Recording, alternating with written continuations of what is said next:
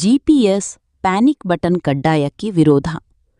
ಪ್ರಯಾಣಿಕರ ಸುರಕ್ಷತೆಗಾಗಿ ಸರ್ಕಾರ ಹಳದಿ ಬೋರ್ಡ್ ಪ್ರಯಾಣಿಕರ ವಾಹನಗಳಿಗೆ ಜಿಪಿಎಸ್ ಹಾಗೂ ಪ್ಯಾನಿಕ್ ಬಟನ್ ಕಡ್ಡಾಯಗೊಳಿಸಿರುವ ಕ್ರಮಕ್ಕೆ ವಾಹನ ಮಾಲೀಕರು ವಿರೋಧ ವ್ಯಕ್ತಪಡಿಸಿದ್ದಾರೆ.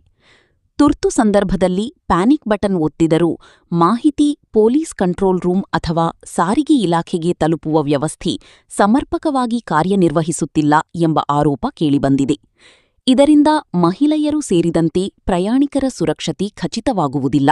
ಬದಲಾಗಿ ಕೇವಲ ಹಣ ಕೊಳ್ಳೆ ಹೊಡೆಯುವ ಉದ್ದೇಶದಿಂದ ಈ ನಿಯಮ ಜಾರಿಗೆ ತರಲಾಗಿದೆ ಎಂದು ಚಾಲಕರು ಅಭಿಪ್ರಾಯಪಟ್ಟಿದ್ದಾರೆ. ಮತ್ತೊಂದೆಡೆ ಒಂದು ವಾಹನಕ್ಕೆ ₹10,000ಗಳಿಂದ ₹15,000 ವೆಚ್ಚವಾಗುತ್ತಿದ್ದು, ವಾರ್ಷಿಕ ನಿರ್ವಹಣಾ ಶುಲ್ಕವು ಹೆಚ್ಚುವರಿ ಹೊರೆ ತಂದಿದೆ.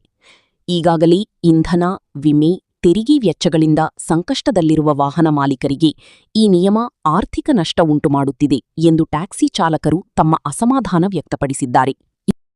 ಪಾನಿಕ್ ಬಟನ್ ಬಗ್ಗೆ ನಾನು ಮಾತಾಡ್ತಿರೋದು. ಪಾನಿಕ್ ಬಟನ್ ಬಗ್ಗೆ ಅಂದರೆ ಈ ಪಾನಿಕ್ ಬಟನ್ ಏನಕ್ಕೆ ಸರ್ ಹಾಕ್ಯಾರ ಸರ್? ಅದರಿಂದ ಏನಾದರೂ ಉಪಯೋಗ ಇದೆಯಾ ಸರ್? ಯಾರು ಹೇಳ್ತಾರೆ ಅದನ್ನು ಕೆಂಪು ಬಟನ್ ಒತ್ತಿದ್ರೆ ಪೊಲೀಸ್ನವ್ರು ಬರ್ತಾರೆ, ಈ ಕಡೆಯಿಂದ ಎಲ್ಲ ಬಂದು ನಿಮಗೆ ಸುರಕ್ಷಿತ ಯಾವ್ದು ಸರ್ ಆಗಿದೆ ಸರ್ ಇವತ್ತವರೆಗೂ? ಹೇಳಿ, ಇವತ್ತವರೆಗೂ ಆಗಿದೆಯಾ? ಆಮೇಲೆ ಈ ಕಡೆಯಿಂದ ಡೀಸೆಲ್ ರೇಟು, ಪೆಟ್ರೋಲ್ ರೇಟ್ ಜಾಸ್ತಿ ಆಗಿದೆ. ಈ ಕಡೆಯಿಂದ ಮಧ್ಯದಲ್ಲಿ ನಮಗೆ 11,500 ಪ್ಯಾನಿಕ್ ಬಟನ್ ಅಂತಾರೆ, ಆಮೇಲೆ ₹3,500 ರೀಚಾರ್ಜ್ ಅಂತಾರೆ. ಇದೆಲ್ಲ ನಮ್ಗೆ ಅಗತ್ಯ ಇಲ್ಲ ಸರ್. ಇದು ಕೊಳ್ಳೆ ಹೊಡೆಯೋಕ್ಕೆ ಯಾಕೆ ಮಾಡ್ತಿರೋದು? ಏನಕ್ಕೂ ಅಲ್ಲ ಸರ್. ಇದು ಸತ್ಯವಾಗಿ ಹೇಳ್ಬೇಕಂದ್ರೆ ಪ್ಯಾನಿಕ್ ಬಟನ್ ಅಲ್ಲ. ನಮಗೀಗ ಮುಂಚೆನೇ ಹೊಡೆತ ಮೇಲೆ ಹೊಡೆತ ಬಿದ್ದಿದೆ. ಒಂದು ಸಲ ನಮಗೆ ಕೊರೋನಾ ಬಂದು ಈ ಕಡೆಯಿಂದ ಅದೊಂದು ಹೊಡ್ತಾ ಇತ್ತು.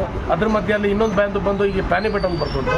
ವರ್ಷಕ್ಕೆ ₹13,000 ನಾವು ತೆಗೆದಿಡಬೇಕು. ಎಲ್ಲಿಂದ ಸಹ ತೆಗೆದಿಡೋದು? ಎಂಟಿ ಮಕ್ಕಳು ಸಹ ಸಾಕನೇ ಕಷ್ಟ ಆಗಿದೆ. ಈ ಕಡೆಯಿಂದ ಡೀಸೆಲು, ಪೆಟ್ರೋಲ್ ಪ್ರತಿಯೊಂದು ರೇಟ್ ಜಾಸ್ತಿ ಮಾಡಿ ಯಾವುದಕ್ಕೆ ಸರ್ ಕಡಿಮೆ ಇದೆ ಹೇಳಿ ಸರ್? ಪ್ರತಿಯೊಂದಕ್ಕೂ ರೇಟ್ ಜಾಸ್ತಿ ಆಗಿದೆ.